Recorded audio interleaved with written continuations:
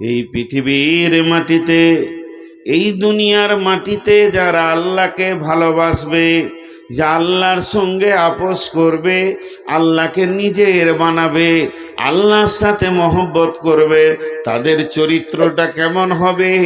অন্ধকারের ভিতর থেকে তারা বেশি বেরিয়েছে কোরআনের আলোকে গ্রহণ করে নেবে, আর এই রাস্তায় তারা চলবে, কারণ তারা হেদায়েতের রাস্তা পেয়ে গেছে। আর এই লোকের ভিতর থেকে, এই 850 কোটির ভিতর থেকে, ওয়াল্লাযীনা কাফারু আউলিয়াউহুমুত তাগুত ইখরিজুনাহুম মিনান নূরি ইলায যুলুমাত। কিছু লোক আছে শয়তানের সঙ্গে আপোস করবে, বেঈমানদের সাথে আপোস করবে, তাদের সাথে হাত মিলাবে। তাদের চরিত্র কেমন হবে? সুন্দর নুরানি আলোকে দেখেও তারা দু পায়ে ঠেলে দেবে, ঠেলে দিয়ে তারা অন্ধকারের ভিতর দিয়ে দৌড়বে। এটাকেই তারা আনন্দ মনে করে নেবে। আল্লাহ বলছেন, উলাইকা আসহাবুন নারি হুম ফিহা খালিদুন। যারা অন্ধকারের দিকে দৌড়লো, তাদের শেষ জায়গাটা কি? শেষটা হচ্ছে জ্বলন্ত লিলিহান আগুনের ভিতরে তারা ঢুকবে।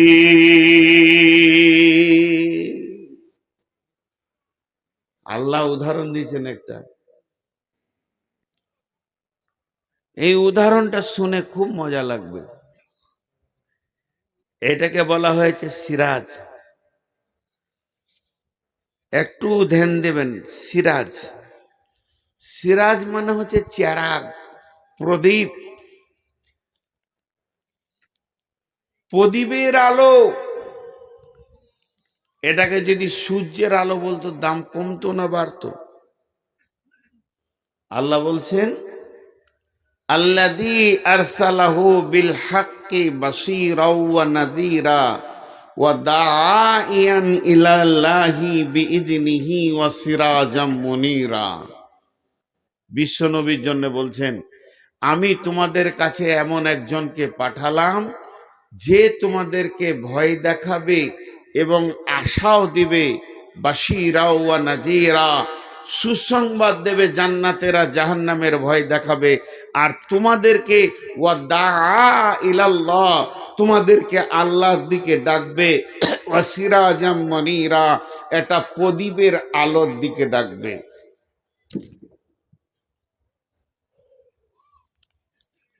তোমাদেরকে যে ডাকবে, প্রদীপের আলোর দিকে ডাকবে, চেরাগের আলোর দিকে ডাকবে। কিন্তু এই জায়গায় যদি আল্লাহ বলতেন শামসাও ওয়া মুনীরা, কামারাও ওয়া মুনীরা, সূর্যের আলোর দিকে ডাকবে, চাঁদের আলোর দিকে ডাকবে, তা ভালো হতো। এটা প্রদীপ বলেছে কোরআনকে। প্রদীপ কেন বললো? আল্লাহ সূর্য বললে তো দামটা আরো বাড়তো, যে কোরআনের আলোটা সূর্যের আলো মতো, চাঁদের আলো মতো না, বলছে প্রদীপের আলো। প্রদীপের দাম বেশি না সূর্যের দাম বেশি? প্রদীপের আলো বেশি না সূর্যের আলো বেশি? সবাই আমরা বলবো সূর্যের আলো বেশি। কিন্তু কেন প্রদীপের দিকে টানলেন? আমার কাছে একটা প্রদীপ জ্বলছে এমনি, আর আপনাদেরকে আমি ডাকছি, এসেন, আসেন। যারা আঁধারে আসেন সব চলে আসেন আমার কাছে, আলো নিয়ে যান, আলো নিয়ে যান। যারা আঁধারে আছেন, কেমন কথা বলেছেন আল্লাহ, তার রসুলের হাতে আছে চেরাগ, প্রদীপ, দীপ দীপ দীপ দীপ করে জ্বলছে, আলো দেখা যাচ্ছে, রাস্তা দেখা যাচ্ছে, পথ দেখা যাচ্ছে, কোনটা ভুল কোনটা ঠিক এটা দেখা যাচ্ছে। তা সেই প্রদীপের দিকে রসুল ডাক দিচ্ছে, আসেন, আসেন, আপনারা আমার কাছে আলো নিয়ে যান। ওইটুকু আলোতে কে নেবে? কিন্তু তা নয়। আসল ব্যাখ্যাটা হচ্ছে, সূর্য একটা দুটো হবে না, চাঁদ একটা, কিয়ামত পর্যন্ত দুটো হবে না। আর প্রদীপের ভিতরে এমন একটা গুণ আছে, এখানে 2000 লোক বসে আছেন, কারো কাছে প্রদীপ জ্বলে নাই, আপনারা আঁধারে ঘুরঘুর করছেন। আর আমি যদি একটা প্রদীপকে জ্বালিয়ে দিই, আর আপনারা যদি আপনাদের প্রদীপটাকে আমার প্রদীপে এনে টাচ করে দেন, আমার চেহারাকে শুধু এরকম টাচ করবেন, আপনার প্রদীপটাও জ্বলে যাবে। এরকম 2000 প্রদীপ জ্বলে যাবে। কেন? যদি 800 কোটি মানুষ আসে, সবারই প্রদীপ জ্বলে যাবে। আর যার প্রদীপ থেকে আগুন নেওয়া হবে, ওর প্রদীপে আলো কমবে না, ওর প্রদীপের আলোটা যেমন ছিল তেমনি থাকবে। তাই আল্লাহ তাবারাক ওয়া তাআলা বলতে চেয়েছেন, আমি আমার নবীর হাতে যে প্রদীপটা জ্বালিয়ে দিয়েছি, তোমরা যারা আঁধারে আছো, নিজের নিজের প্রদীপটা ওখানে জ্বেলে নাও, দেখো তোমরাও রাস্তা পেয়ে যাবে। সেই প্রদীপটার নাম হলো কোরআন।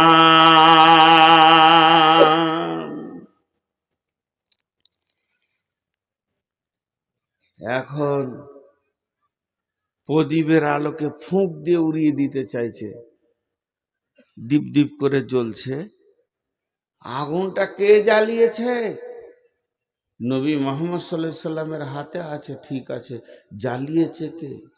কোরআন বলছে, ইরিদুনা লিইউতফিউ নূরাল্লাহি বিআফওয়াহিহিম ওয়াল্লাহু মুতিম্মু নূরিহি ওয়ালাউ কারিহাল কাফিরুন ওয়ালাউ কারিহাল মুশরিকুন। জোরে জোরে ফুঁক মারছে, নিমিয়ে যাক, মুহাম্মদ সাল্লাল্লাহু আলাইহি সাল্লাম পর্যন্ত আঁধারে চলে যাক। আল্লাহ বলছে, তোরা যতই চেষ্টা কর, আমার প্রদীপকে নিভাতে পারবি না, পারছিস না, পারবি না। যখন পারল না, তখন ওরাও আগুন জ্বেলেছে, ওরা আগুন জ্বেলেছে। সূরা বাকারায় আছে এটা উদাহরণ, আল্লাহ নিজে বলেছেন উদাহরণ, মাসালুল লাযীনা কাফারু কামাসালিল লাযীনা ইস্তাওকাদান নারান মাসালুল লাযীনা কাফারু কামাসালিল লাযী ইস্তাওকাদা নারান ফালাম্মা আযাআত মা হাওলাহু যাহাবাল্লাহু বিনূরিহিম ওয়া তারাকাহুম ফী যুলুমাতিন লা ইউবসিরুন সুম্মুম বুকমুন উমিয়ুন ফাহুম লা ইয়ারজিউন। আগুন কটা জিনিস দিয়ে তৈরি? এটা একবার মনে করালেন চা, এর ভিতরে কি আছে? চিনি আছে, দুধ আছে, চা পাতির রস আছে, ছেঁকে দিয়েছি, এর নাম চা। তাহলে 4টা জিনিস আছে, পানি আছে, দুধ আছে, চিনি আছে, চায়ের পাতির রস আছে, এই 4টা মিলে নাম হলো চা। এই যে আগুনটা জ্বলছে, ওই যে আগুনটা জ্বলছে, আগুন কটা জিনিস দিয়ে আল্লাহ বানিয়েছেন? 3টে জিনিস দিয়ে। একটা আগুনের ভিতরে 3টে জিনিস আছে। ধ্যান দিয়ে শোনেন, কোরআন বলছে, প্রথম নম্বরে যে জিনিসটা আছে আগুনের ভিতরে, এই যে আগুনটা দেখা যাচ্ছে লাল হয়ে আছে, সাদা হয়ে আছে, এই বস্তুটার নাম আগুন। তাহলে ওটা দেখা যাচ্ছে আগুন একটা বস্তু, আর ওর ভিতরে মিশ করা আছে 2টো জিনিস। একটা হলো ধাওয়া শক্তি, উষ্ণতার ধাওয়া শক্তিটা আগুনের ভিতরে আছে, পৃথিবী কারোর ভিতরে নাই। এই শক্তিটা থাকার কারণে যে কোনো জিনিস ওকে দেবেন, ওটাকে পুড়িয়ে ছাই বানাবে। আগুন ছাড়া কেউ পোড়াতে পারে না, ছাই বানাতে পারে না। তা আগুনের ভিতরে একটা ক্ষমতা লুকানো আছে, সেটা হলো পুড়িয়ে ছাই করে দেওয়া। আর আগুনের ভিতরে 2 নম্বর গুণ যেটা ভরা আছে, আগুন নিজে একটা জিনিস, ওর পোড়ানো ক্ষমতা একটা জিনিস, আর দ্বিতীয় ক্ষমতা আগুনের ভিতরে আছে। এই যে প্যান্ডেলের ভিতরে আঁধার ছিল, আঁধারকে ঠেলে সরিয়ে দিয়ে আলো করে দিয়েছে। এই নুরানি ক্ষমতাটা আল্লাহ আগুনের ভিতরে দিয়েছে, তাই বলে আঁধারকে ঠেলে সরিয়ে দিয়েছি। এর ভিতরে এটা পানি বললাম, এটা কি পানি? যখনই মুখে দিবেন তখন দুজন কথা বলবে আপনার সঙ্গে, চা পাতিটা কষটা বলবে আমি আছি, চিনি বলবে আমি আছি, বাহ্যিক এটা পানি। তো আগুন একটা বস্তু, আঙুলটা ভরে দিলে দুটো কথা বলবে, বলবে আমি পোড়াচ্ছি তোকে, আর আঁধারকে আলো করছি, এই দুটো জিনিস জ্বালানোর পর বলবে। কিন্তু এইগুলো বের করে আলাদা করার ক্ষমতা কার আছে? আল্লাহর। এই এই তিনটেকে আলাদা আলাদা করার ক্ষমতা কার আছে? আপনারা বলেন। আল্লাহর আছে। আল্লাহ করে দেখিয়েছেন। কোথায় দেখিয়েছেন? বিসমিল্লাহির রহমানির রহিম। ইয়া নারু কুনি বারদাও ওয়া সালামান আলা ইব্রাহিম। বেঈমান নমরুদ যখন ইব্রাহিমকে আগুনে ফেলে দিল, আসমান থেকে আল্লাহ বললেন, হে আমার আগুন, তোমার কাছে থেকে যে জ্বালানি ক্ষমতাটা ছিল, পুড়িয়ে ছাই করার ক্ষমতাটা ছিল, ওই জিনিসটা আমি আজকে তোমার কেড়ে নিলাম। আমি আল্লাহ তোমাকে বানিয়েছি, তুমি আমার গোলাম, আমি এটা বলবো তাই শুনতে হবে। আমি ইব্রাহিমকে তোমার ভিতরে পাঠালাম। ফেরাউন নমরুদ বেঈমান ভরে দিল, তুমি সব করবে, তুমি জ্বলবে, তুমি কাঠ পোড়াবে, সবকে পুড়িয়ে ছাই করবে। পার্টিকুলার একটা নাম কোরআনে এসেছে, সালামান আলা ইব্রাহিম, আমার ইব্রাহিমকে জ্বালাবে না। ইব্রাহিম যেন একটা ছুঁচের পরিমাণ তাপ তোমার কাছ থেকে না পায়, ইব্রাহিম যেন শান্তিতে থাকে। তাহলে আমি আল্লাহ তোমাকে হুকুম দিলাম ইব্রাহিমকে পোড়াবে না। তো সমস্ত কাঠ দাও দাও করে জ্বলছে, আগুন দাও দাও করে জ্বলছে, কাঠ শেষ হয়ে যাচ্ছে, কিন্তু ইব্রাহিমের একটা লোম পড়ছে না।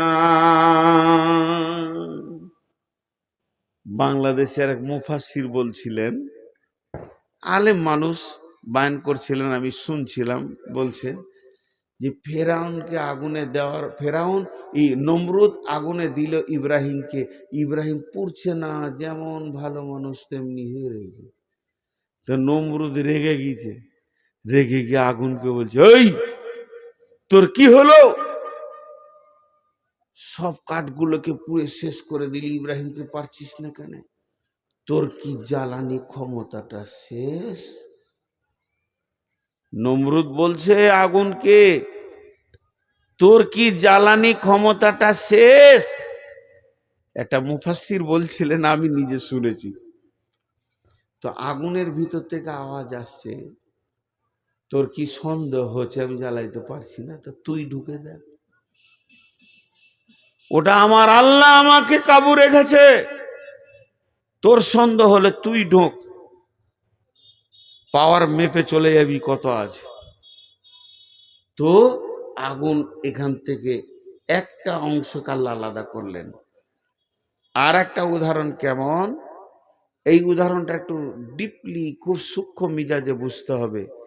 মাথাতে একটা ছবি নিয়ে আসেন, একদিকে রাসূলুল্লাহ সাল্লাম হাতে প্রদীপ নিয়ে আছে, গোটা আপনাদেরকে ডাকছে, এসো এসো আমার কাছে আলো লাও, রাস্তা দেখো। এই রাস্তা, আলো বলতে কোরআনের আলো, রাস্তা বলতে জান্নাতের রাস্তা, দুটো মাথায় রাখবেন। এই আলোটা দুনিয়ার এই আলো নয়, ভাত মুড়ি খাবো গুলো দেখবো ওই আলো নয়।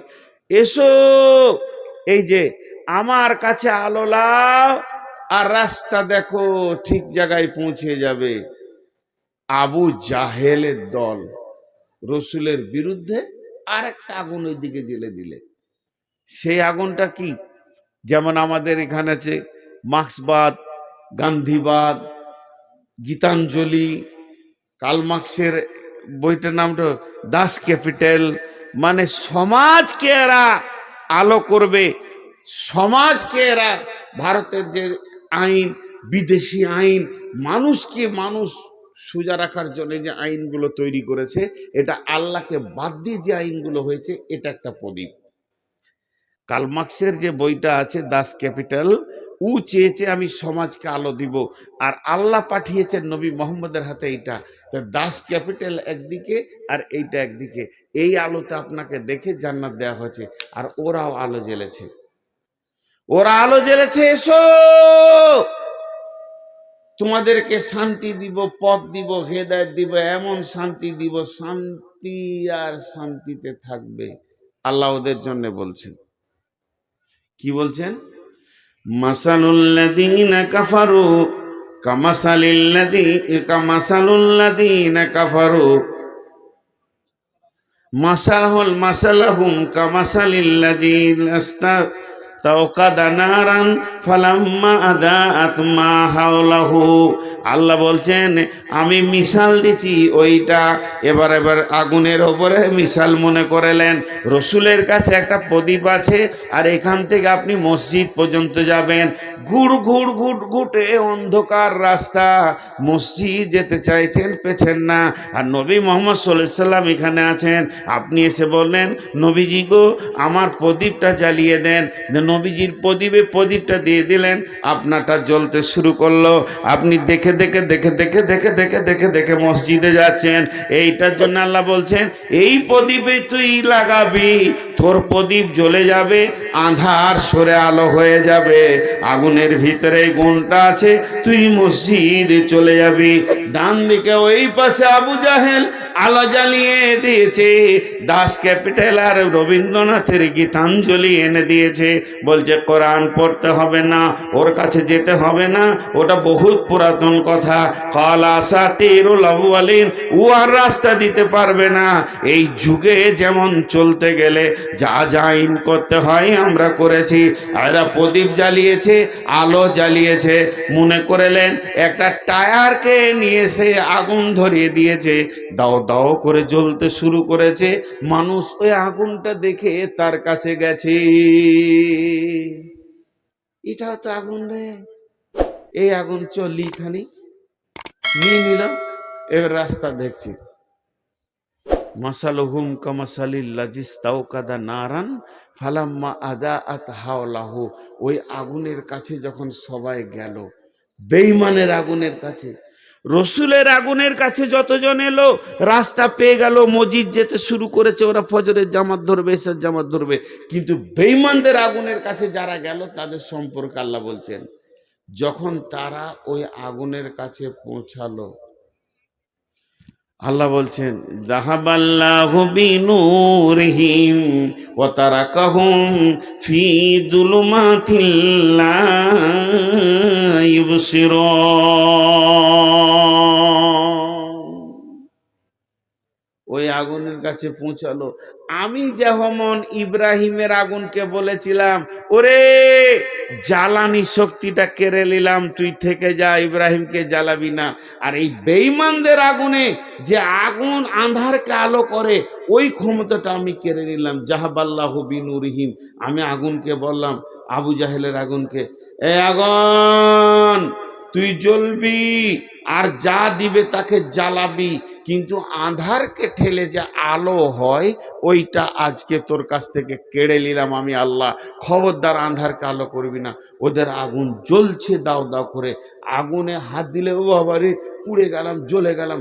আগুন তো ঠিক আছে, কিন্তু আঁধারই আছে, আলো নাই। একটা কথাই বুঝে নিবেন, সৌদিতে আজও কোরআনের আইন আছে।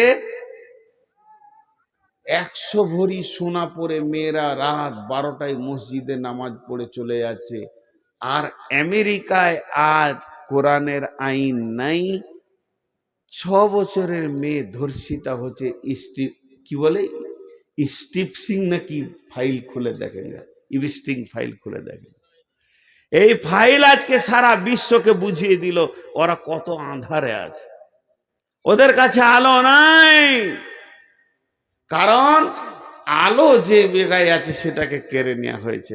এর জন্য আল্লাহ সূরা বাকারায় এই কথাটা বললেন, আল্লাহু ওয়ালিয়ুল্লাযীনা আমানু ইখরিজুহুম মিনাজ-জুলুমাতি ইলান-নূর ওয়াল্লাযীনা কাফারু আউলিয়াউহুমুত-তাগুতু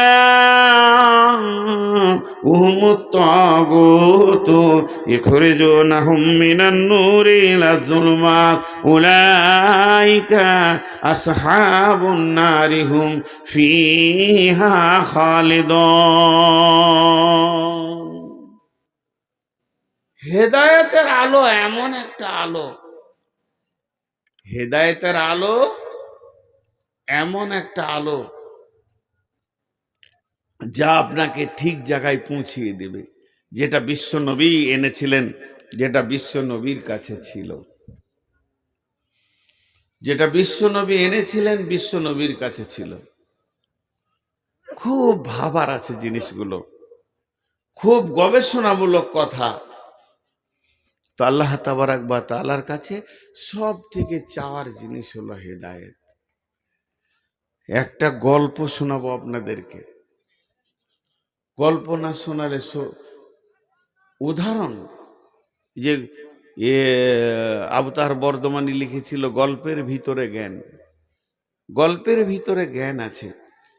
আর এই গল্পটা আমি অনেকবার শুনিয়েছি, ফেসবুক ইউটিউবে হাজারো বার পেয়ে থাকবেন, নতুন কিছু নয়। সেটা হচ্ছে, কার কথা বলবো, ধরেন নবী মুসা। প্রথমে ক্লিয়ার করে দিচ্ছে, এটা হাদিস মনে করবেন না, এটা হাদিস নয়, এটা কোরআনের তাফসীরও নেই। আমি নবীর নামে বলছি বোঝানোর জন্যে, গল্পকে সুন্দর করে বানিয়ে এর ভিতরে জ্ঞান আছে বিধায় আপনি এটাকে হাদিস বা কোরআন বলবেন না। নবী মুসার কথা কেন বলছি? নবী মুসা ছিলেন কালিমুল্লাহ, আল্লাহর সঙ্গে কথা বলতেন সরাসরি। তুর পাহাড়ে গিয়ে আল্লাহর সাথে কথা বলতেন, আল্লাহ মুসার সঙ্গে কথা বলতেন। তো নবী মুসা হন্তদন্ত করে হাঁটছে আপনাদের পোড়ামারি রাস্তার ভিতর দিয়ে, চললো আল্লাহর সঙ্গে কথা বলবে। ওনার কিছু দরকার আছে, প্রয়োজন পড়েছে, আল্লাহর কাছে কথা বলার জন্য উনি ব্যস্তর সঙ্গে হাঁটছে। ঠিক রাস্তার ধারে একবারে বিরাট বড় ড্রেন, সেই ড্রেনে একটা শূকর এই পর্যন্ত ডুবে আছে, পেচ্ছাপ পায়খানা নোংরা কাদা খিচে শুধু মুখটা বের হয়ে আছে।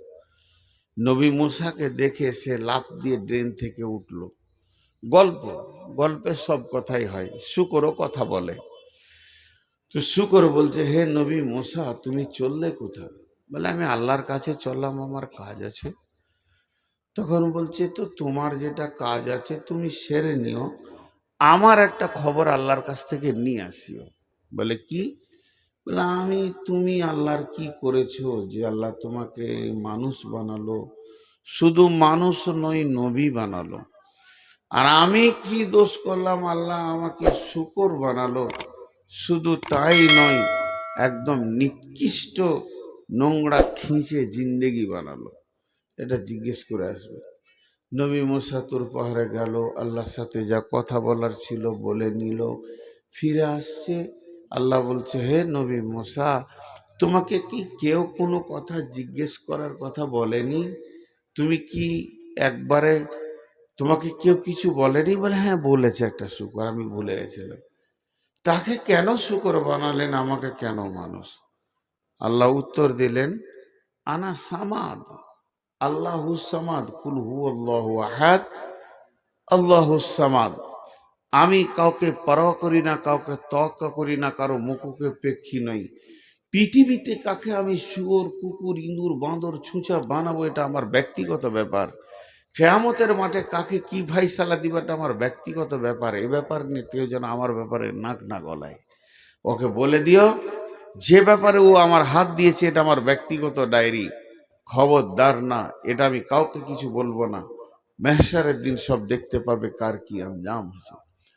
তোমাকে বলবে, এরপরে যদি বিষয় নিয়েও কথা বলে তো চামড়া খিঁচে দেব, আজাব দিব আমি। তবে একটা কথা বলি, শুকুরটা যখন এত চিন্তা করেছে আর তোমাকে কথা বলতে বলেছে, আমি ওকে একটা উপহার দিব। নবী মুসা বলছে, আপনি শুকরকে উপহার দেবেন? মাঝে আবার বলছি এটা গল্প, কিন্তু বলবেন না কত নম্বর হাদিস। তো শুকরকে উপহার দেবেন? বলছে কোনো মাল নয়, একটা কথা। কি কথা?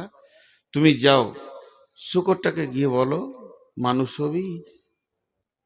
বেশি কথা হলে একটা কথা, মানুষ হবি। ও বলবে হ্যাঁ, কিংবা বলবেন না। ও যদি হ্যাঁ বলে, তুমি নবী হিসেবে আমাকে বলবে রব্বানা, আর কিছু বলতে হবে না, হে আমার প্রভু। ও রাজি হয়ে গেছে, তা আমি ওকে 1 সেকেন্ড লাগবে না সুন্দর সুশ্রী মানুষ বানাবো।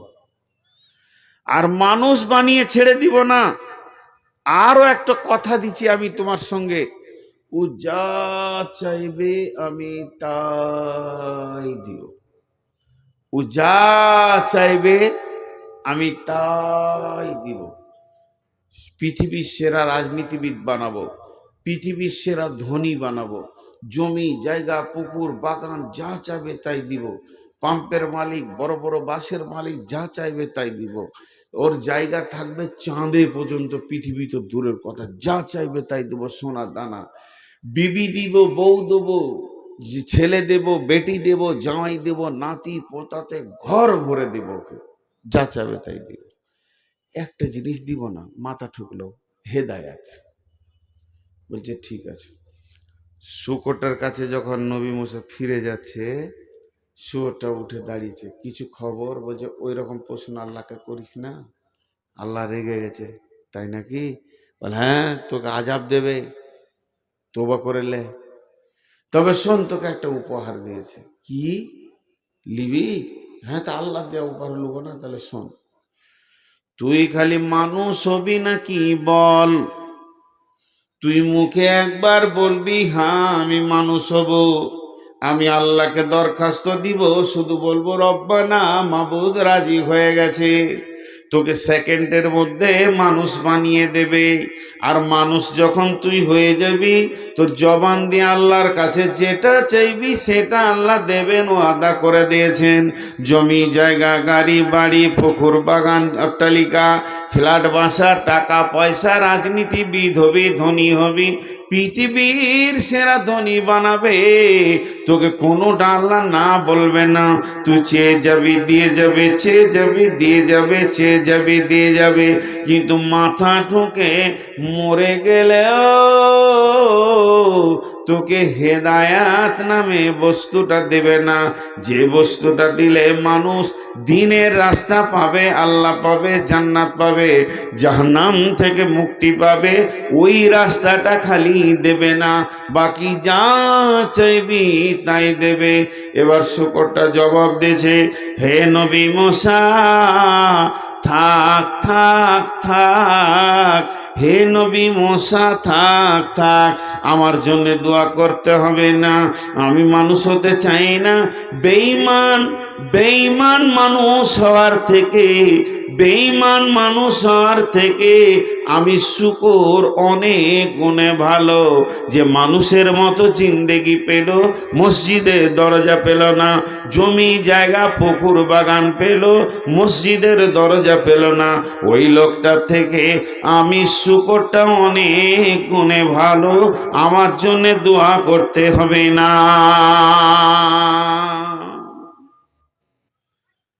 আমরা ভাবি হয়তো যে লোকটা বড় চাকরি পেয়ে গেছে, মেলাই টাকার মালিক, ইট ভাটার মালিক, কোটি কোটি টাকা ডাম্পার ঘুরছে যার আঙুলের ইশারায়, সেই মনে হয় সব থেকে দামি। মাথা খারাপ।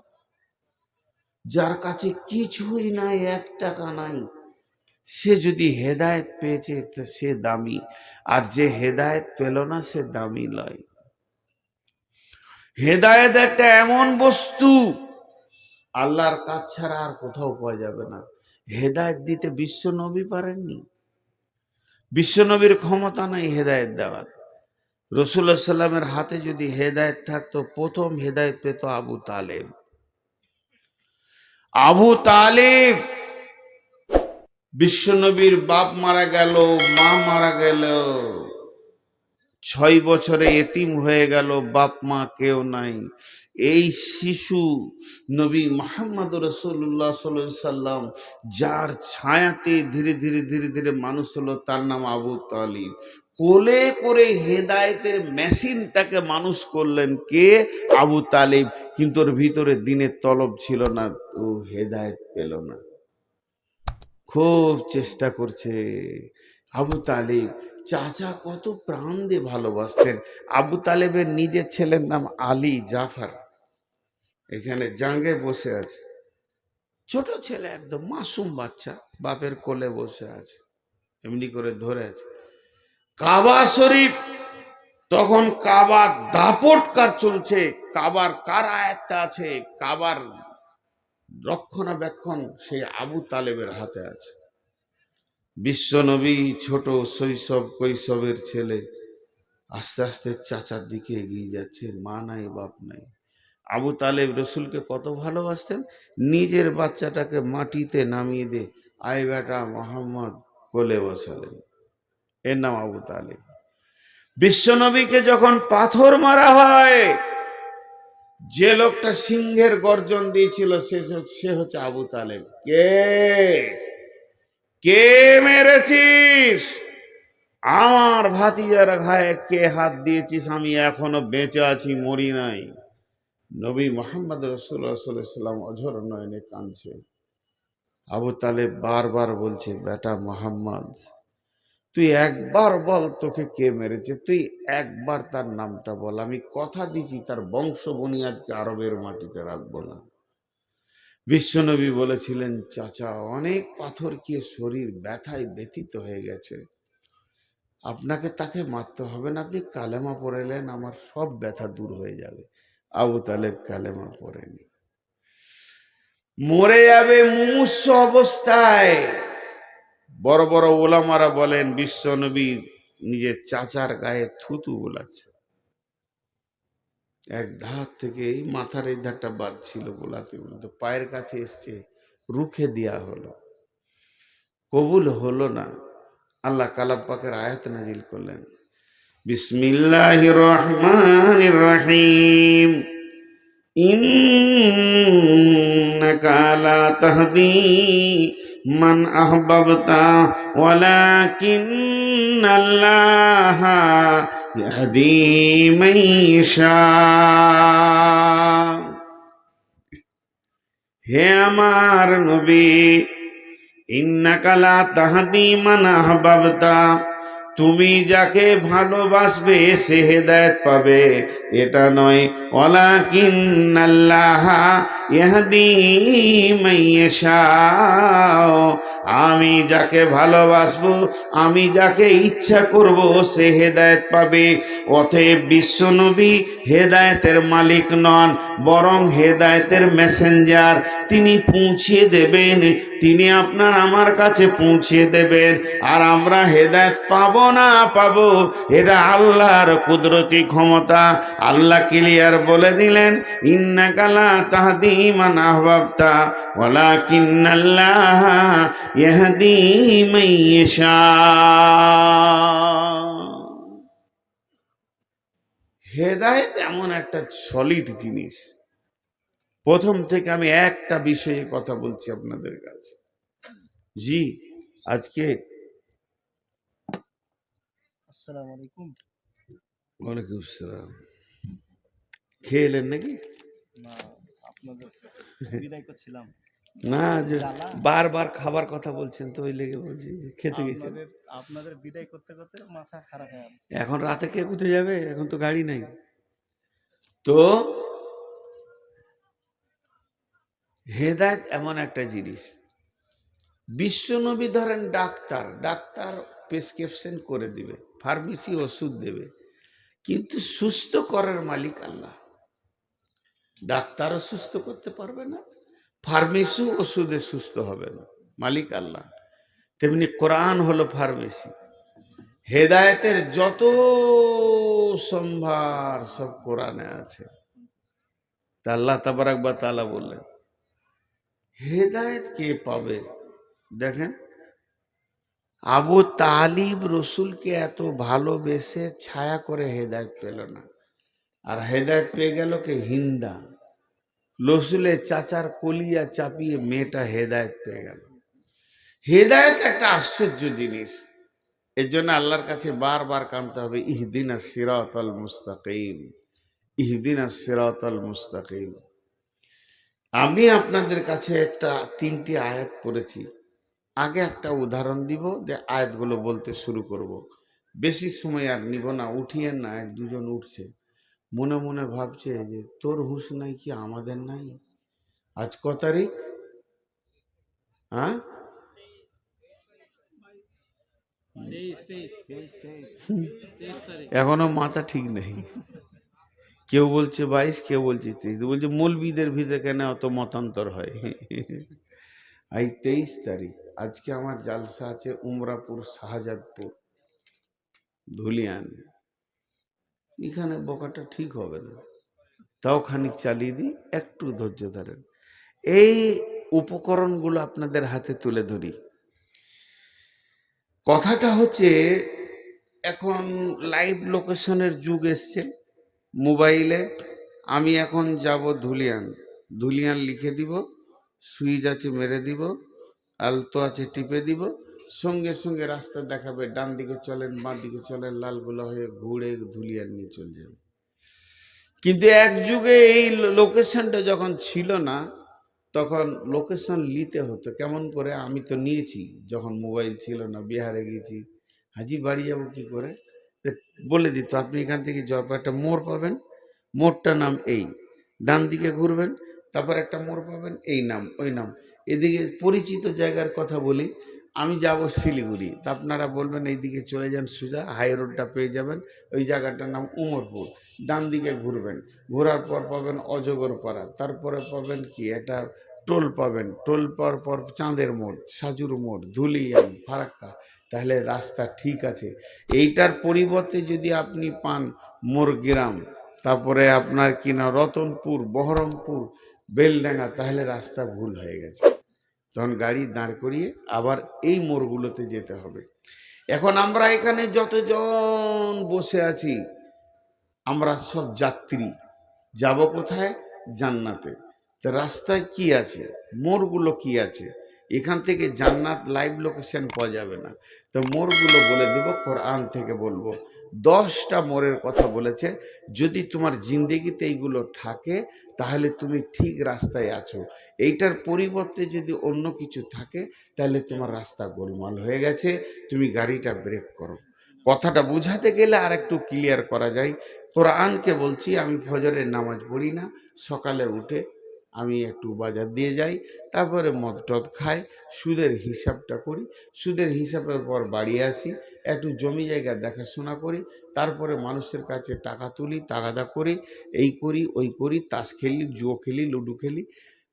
কোরআন বলছে তোমার চলনের গোলমাল আছে, তুমি রাস্তা ভুল ধরেছো, জান্নাতে পৌঁছাতে পারবে না। আবার দাবি জান্নাতে যাব। আর যদি কোনো লোক বলে যে ফজরের পর আমি তেলাওয়াত করি, তেলাওয়াতের পর আমি একটু দুনিয়ার কাজ করি, তারপরে মাঠে যাই, জোহর পড়ি, আসর পড়ি, জিকির করি, তেলাওয়াত করি, কোরআন বলবে তোমার রাস্তা ঠিক আছে, চলতে থাকো, তুমি পৌঁছে যাবে।